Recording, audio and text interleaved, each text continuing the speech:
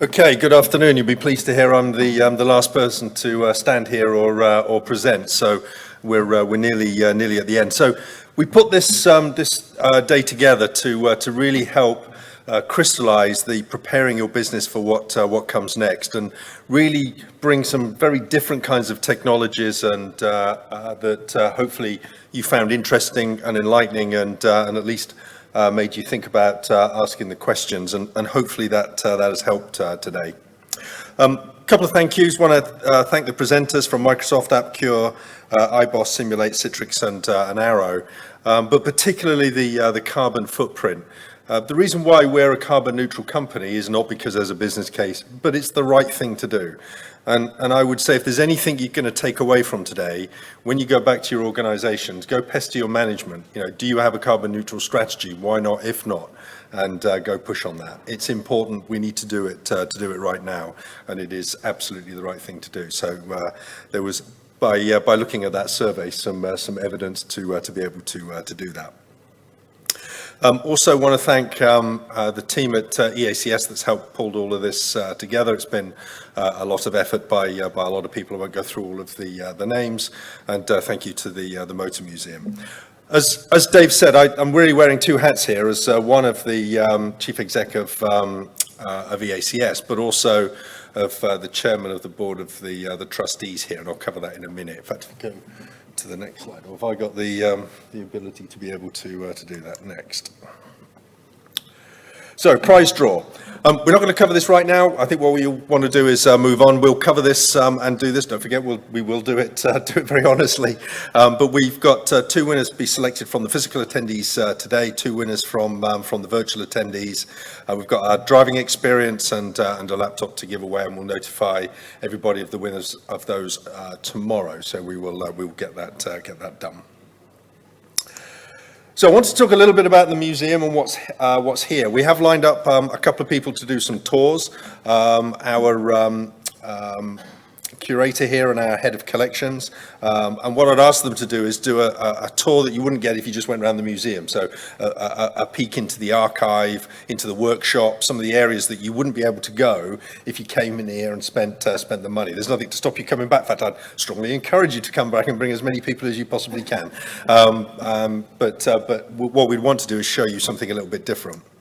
To help whet your appetite, I thought what I'd do, and I do get asked this question a little bit, which is, what are your favourite cars out of the museum? So I've picked three slides to cover to give you a sort of a feel for some of the vehicles that are here.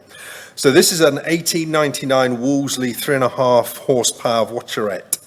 Which is the oldest running car that we have in the museum. And if you go to the very back wall of the museum, on the very left-hand side, on the road, you'll find it right at the front.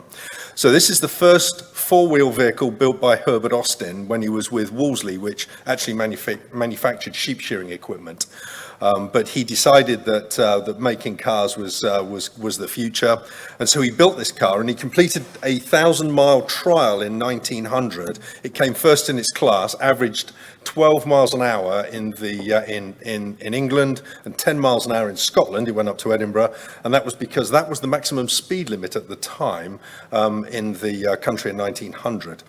It is also the oldest car entered into the London to Brighton Veteran Car Run. We normally enter 6 cars into the run. This is the oldest car. If you're not familiar with the Veteran Car Run, it runs in the first Sunday of November, and it's to commemorate two things. One was the increase of the speed limit to 12 miles an hour out of town and 4 miles an hour in town. Imagine that today.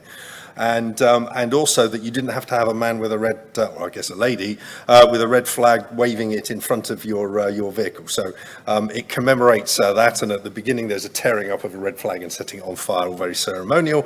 But if you like old cars and so forth, it's a wonderful day out. The youngest car is 1904, so these are quite old cars. There are an awful lot of minis in the collection for various reasons. The very first car mini that was produced, but my favourite are the three Monte Carlo winning minis. They won in 1964, 65, and 67. You might say, why didn't they win in 66?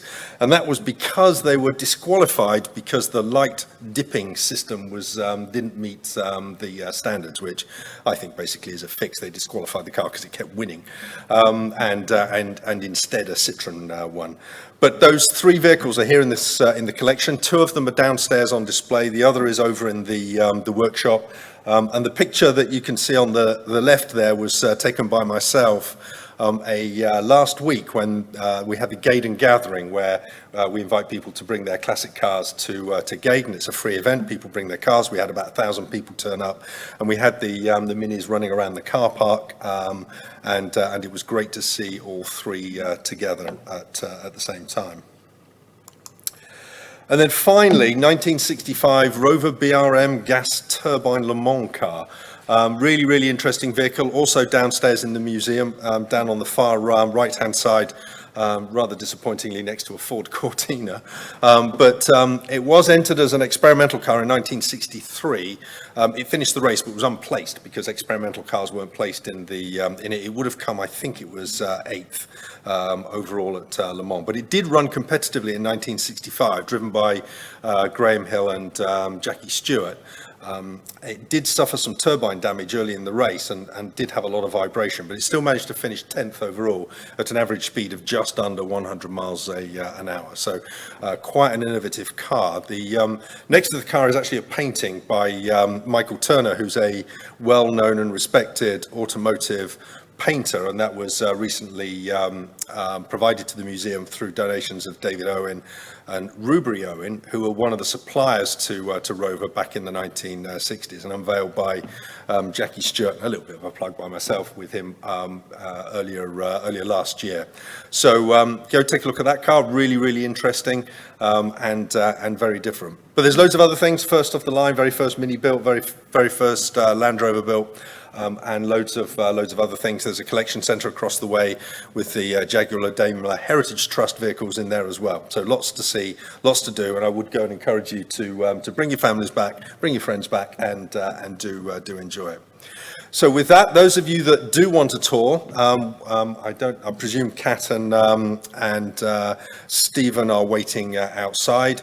I will make sure that we can find them. Are they there, Richie? Okay, fine. So, but they'll be able to do the tour. Kat's the archivist, the curator of the museum, and Stephen looks after our collections. As I said, loads of other interesting vehicles in the collection. Some stuff from the films, Laura Croft, Tomb Raider, Land Rover, and a bunch of other things. With that, what I'm going to do is let you go. If you do want the tour, then if you just wait outside in the area where the stands have been, and we'll pick you up from there. But thank you all for attending, and hopefully you've had a great day. Thank you all very much.